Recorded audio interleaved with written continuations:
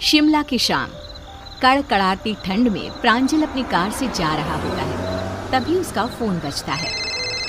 कहाँ रह गए तुम? पार्टी शुरू हो गई। Come on fast. अरे हाँ, आ रहा हूँ भाई। तुम भी ना पीछे ही पड़ जाती हो। अच्छा, सामने एक शॉर्टकट दिख रहा है, वहीं से आता हूँ। पार्टी में जाने के लिए प्रांजल शॉर्टकट ले लेता है।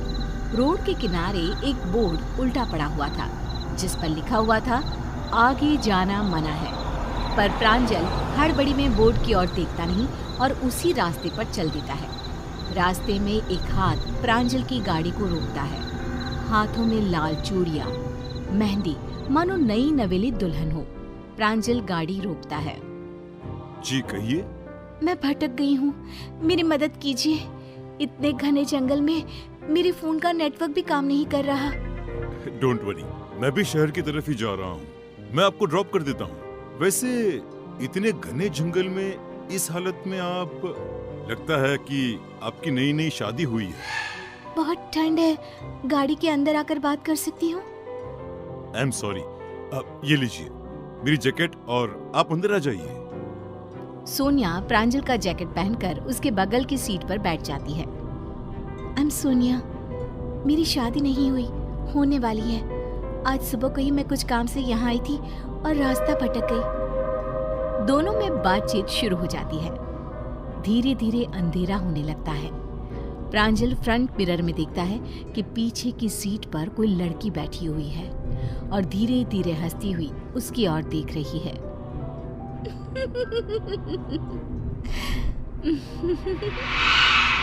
प्रांजल हड़बड़ाकर पीछे देखता है, पर पीछे कोई भी नहीं होता है। होती है तो एक लाल रंग की चुनरी जो सीट पर रखी हुई होती है। क्या हुआ प्रांजल, तुम डर क्यों गए? अब मुझे लगा कि पीछे कोई है, कोई लड़की। ये चुनरी किसकी है, तुम्हारी है क्या? नहीं, मैं चुनरी का क्या करूंगा, किसी लड़की की लगती है। सोनिया पीछे की सीट से चुनरी को उठाती है। चुनरी खून से सनी हुई थी। ओह गॉड, इस पर तो खून लगा हुआ है। तुम्हारे साथ कोई लड़की थी क्या गाड़ी में? नहीं नहीं, अरे तुम ये क्या कर रही हो? अभी तक तो ये चुनरी यहाँ थी ही नहीं, और ये जंगल है कि खत्म होने का नाम ही नहीं ले रहा। 2 घंटे से हम अंदर घूम रहे हैं। यहाँ छोटा रास्ता है, अब लगता है हम भटक गए हैं। दोनों जंगल में बुरी तरह भटक जाते हैं। गाड़ी चलाते चलाते अचानक प्रांजल को एक खोपड़ी अपनी गाड़ी के आगे लटकती हुई दिखाई देती है, जिसके कारण उसका बैलेंस गड़बड़ा जाता है और गाड़ी एक पेड़ से टकराकर बुरी तरह डैमेज हो जाती है। दोनों कार से उतरते हैं। अब क्या करेंगे? रात होती जा रही है। ऐसे सुनसान जंगल में इस तरह हमारा रहना खतरे से खाली नहीं है। वो देखो, एक रोशनी दिखाई दे रही है, शायद किसी का घर हो। चलो ना वहीं चलते हैं। दोनों रोशनी की तरफ जाते हैं। वहाँ एक बड़ी सी हवेली होती है। देखने में लगता है कई सालों से बंद हो। उसमें से एक अजीब सा लंबे कद दाढ़ी वाला आदमी निकल कर आता है, जिसे देखते ही सोनिया डरने लगती है। वो अपनी आंखें बड़ी बड़ी कर सोनिया की ओर देखते हुए कहता है, लगता है भटक गए हो। ये जंगल है ही ऐसा, यहाँ अक्सर लोग भटक जाते हैं। कई साल पहले इस हवेली के मालकिन की बेटी भी भटक गई थी। कैसा अजीब आदमी है ये। इस जंगल से बाहर निकलने का कोई रास्ता बता सकते हैं आप? इस जंगल से कभी कोई बाहर गया है भला? अब क्या मतलब? अरे मैं तो मजाक कर रहा था। रात भर यहाँ पर ही ठहर जाइए, सुबह ही जंगल से बाहर निकला जा सकता है। प्रांजल और सोनिया हवेली के अंदर जाते हैं। अंदर एक चेयर पर उन्हें शादी का जोड़ा खून में लिपटा हुआ दिखता है। इसी जोड़े का दुपट्टा तुम्हारी कार में था ना प्रांजल? ये सब क्या हो रहा है? कहाँ फंस गए हैं हम? तभी प्रांजल को ऐसा लगता है कि उसके पीछे से एक साया लाल जोड़े में एक झटके में पार हुआ हो और उसके पीछे मुड़ते ही पूरी हवेली पायल की गूंज से चहक उठती है। प्रांजल अपने आसपास देखता है, पर सोनिया कहीं नहीं होती। वो मानो अचानक ही अदृश्य हो गई है। उसे ढूंढता हुआ प्रांजल महल के बाकी हिस्सों में जाता है। तभी दीवार पर उसे खून रिसता हुआ दिखता है।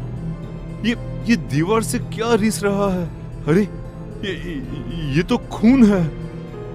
दीवार पर टंगी एक फोटो जो कपड़े से ढकी थी, उसके पीछे से खून रिस रहा था। प्रांजल फोटो के ऊपर से कपड़ा हटाता है तो वो फोटो सोनिया की थी। प्रांजल के कपड़ा हटाते ही जोरों की हवाएं चलने लगती है। तस्वीर नीचे गिर जाती है। प्रांजल घबराकर बाहर भागता है। हवेली का दरवाजा अपने आप बंद हो जाता है। यहाँ जो एक बार आता है वो फिर से लौटता नहीं है। सोनिया जी हमारे मालकिन की बेटी थी। शादी के दिन वो छत पर खड़ी इंतजार कर रही थी, पर एक दुर्घटना में बारात में शामिल सभी लोग मारे गए। ये खबर सुनते ही छोटी मालकिन छत से कूद पड़ी। कुछ समय बाद बड़े मालिक और मालकिन भी मर गए। तब मैं बहुत छोटा था, इस घर के वफादार नौकर का बेटा, और आज भी मैं अपनी वफादारी निभा रहा हूँ। सोनिया मैडम रोज इसी जंगल में अपने पति को ढूंढने निकलती है, और आज काफी दिनों बाद उन्हें तुम मिल गए।